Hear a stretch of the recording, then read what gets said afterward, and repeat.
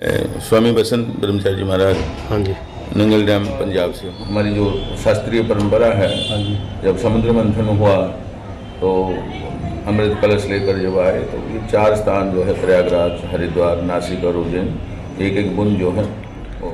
ਨਮਸਕਾਰ Punjab live 18 news ਵਿੱਚ ਆਪ ਦਾ ਸਵਾਗਤ ਹੈ। ਤੁਸੀਂ ਦੇਖ ਰਹੇ ਹੋ ਤੇਜ਼ੀ ਨਾਲ ਅੱਗੇ ਵਧਦਾ ਹੋਇਆ ਚੈਨਲ ਹੌਸਲਾ ਸੱਚ ਕਹਿਣ ਦਾ ਸੱਚ ਦਿਖਾਉਣ ਦਾ। ਓਮਕਾਰ ਸਿੰਘ ਸੱਤੂ ਦੀ ਖੰਨਾ ਤੋਂ ਵਿਸ਼ੇਸ਼ ਰਿਪੋਰਟ। ਪੰਜਾਬ ਲਾਈਵ 18 ਨਿਊਜ਼ ਦੀ ਟੀਮ ਪਹੁੰਚੀ ਇੱਥੇ ਪ੍ਰਯਾਗਰਾਜ, ਜਿਹੜਾ ਕਿ ਪੰਜਾਬ ਲਾਈਵ 18 ਨਿਊਜ਼ ਨੇ ਤੁਹਾਡੇ ਨਾਲ ਵਾਅਦਾ ਕੀਤਾ ਜੀ ਸਾਧੂ ਸੰਤਾਂ ਨਾਲ ਤੁਹਾਡੀ ਮੁਲਾਕਾਤ ਕਰਾਵਾਂਗੇ। ਸਾਡੇ ਨਾਲ ਸੰਤ ਜੀ ਬੈਠੇ ਨੇ ਸ਼੍ਰੀ ਸੱਚਾ ਬਾਬਾ ਆਸ਼ਰਮ ਤੋਂ। ਆਪਾਂ ਕੀ ਨਾਮ ਹੈ ਜੀ?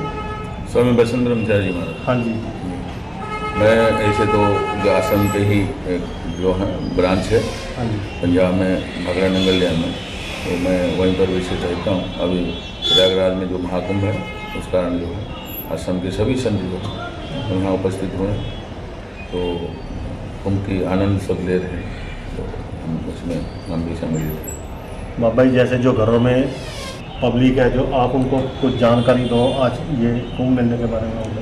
कुंभ का तो हमारी जो शास्त्रीय परंपरा है, हाँ जी, जब समुद्र मंथन हुआ तो अमृत कलश लेकर जब आए तो ये 4 स्थान जो है प्रयागराज, हरिद्वार, नासिक और उज्जैन, एक एक बुंद जो है वो वहाँ पर गिरा, जिस कारण से 12 साल बाद हर जगह में 12 साल बाद जो है कुंभ लगता है। और यहाँ पर जब 12 साल बाद फिर 12 ऐसे 12 कुंभ हो जाते हैं तो वो महाकुंभ होता है, तो इस बार प्रयागराज में है।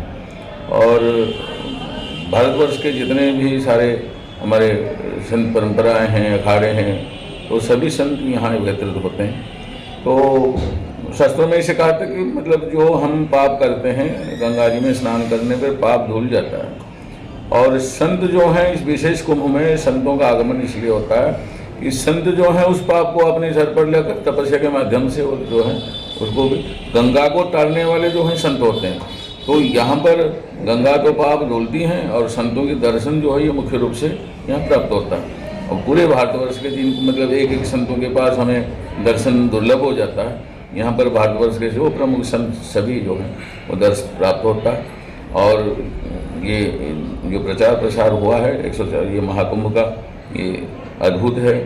और इस कारण से जो है 50 करोड़ से अधिक लोग श्रद्धालु जो हैं यहाँ स्नान करके संतों के दर्शन करके उसकी जो है लाभ उठा रहे हैं।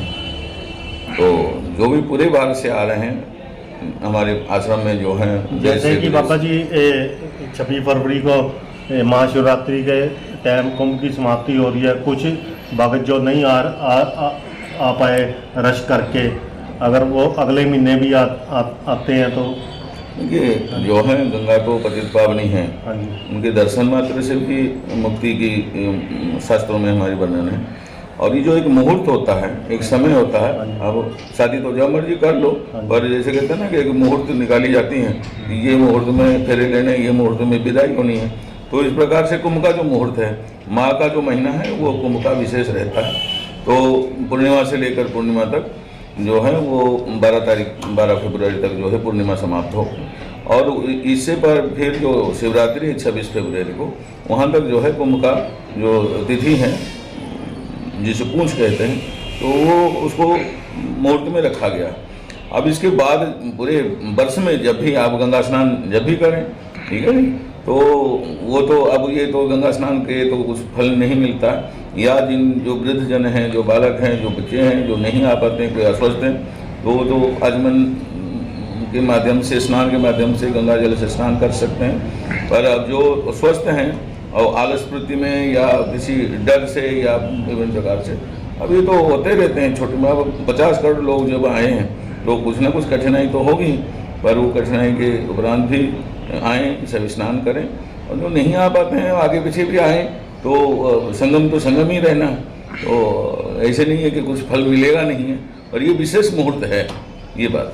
बाबा जी जो संगत यहाँ ये प्रयागराज तरवानी स्नान करने आती है, गंगा जल पे यहाँ स्नान करते हैं, स्नान करके कुछ लोगों का कहना है कि वहाँ पे पाठ पूजा करनी चाहिए बैठ के, तो उसका क्या लाभ मिलता है? करनी चाहिए? पाठ पूजा की कोई विशेष नहीं है, गंगा जो है वो गंगा स्नान का ही विशेष रहता है। गंगा जल की महत्ता रहती है, पर स्नान के साथ साथ जो है हम कोई भी अच्छे कर्म करते हैं, पूजा पाठ जो भी करते हैं, उसके बाद दान पुण्य का विशेष रखा गया है।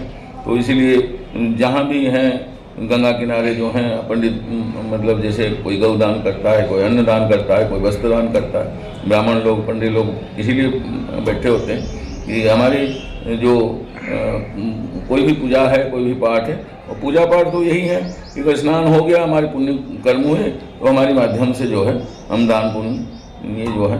अब जितने आश्रम हैं, हमारे आश्रम में जो है नित्य प्रति हजारों लोगों की भोजन लंगर है चलता है।